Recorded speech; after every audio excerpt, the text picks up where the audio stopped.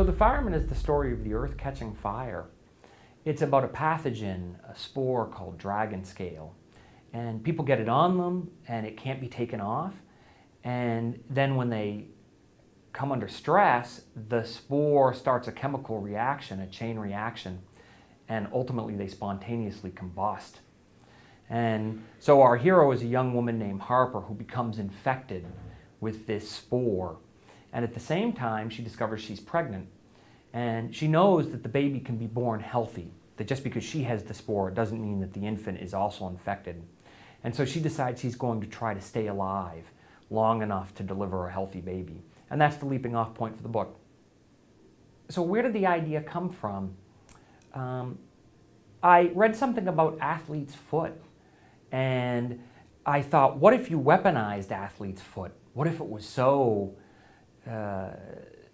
harmful that it caused you to burst into flame instead of just causing your feet to itch?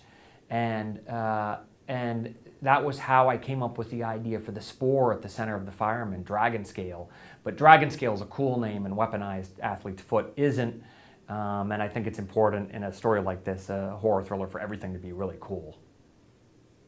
There have been a lot of apocalyptic stories, a lot of end-of-the-world stories, and they're so grim and bleak and hopeless. And I wanted to write a kind of anti-apocalyptic story, a story about humanity struggling on even in the face of really dark setbacks and really horrible catastrophes. And I felt the main character had to reflect that goal. And so Harper, the hero of the story, loves musicals. She loves Julie Andrews.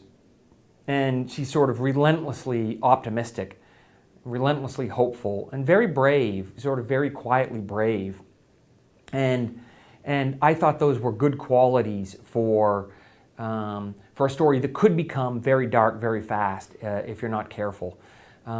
So she does have this terrific spirit inside her, this terrific fighting spirit that's married to a kind of sunny optimism, which I think is a nice contrast. When I write a story, it's important to me to have a strong sense of place. If you're going to write a story about a man buying a ghost on the internet, or if you're going to write a story about a kind of soul vampire that drives a car that runs on human spirits instead of gasoline, you're asking your readers to come along and accept some very strange concepts, some very wild notions. And I think they will do that for you if you can convince them, if you can create a convincing representation of reality. The only way I know how to do that is to write about the places that I know. And so almost all my stories begin in New England. And because I've lived there for most of my life, I know Boston, I know New Hampshire, I know Maine. I know what the roads are like, I know how the people talk, I know what the work is like. And I feel like if I can provide those gritty, granular details about life in that part of the world, people will accept that. They will say, this is how it really is, and then also accept my ghost or my vampire or my plague of spontaneous combustion. When the story begins, when we're first introduced to Harper, she's a school nurse. And her medical knowledge becomes an important key to her survival as the story goes forward. And she's also the sort of person in a crisis, when other people are flapping around and weeping and beginning to cry, becomes steadily calmer. And I think that is a unique personality type, that you do see this sometimes. The person whose voice gets quieter and quieter as everyone around them begins to scream louder and louder. And this is the person we naturally look to for guidance. The person who is thinking instead of reacting and feeling instead of panicking.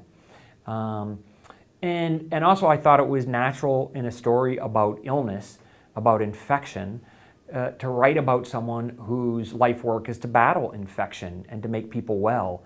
And so it just seemed natural to make the story about a nurse. Also, she's this unflappable kind of figure because she loves Julie Andrews, and Julie Andrews seems like a person who would never burst into tears under pressure, or a person who would never not know what to say in an awful moment. And I do think we need these role models, these guides, even though they're completely unrealistic. No one can really be like the characters Julie Andrews plays in all those movies. But they still become these kind of aspirational figures for us. Someone, even if we won't hit the target, something to shoot for.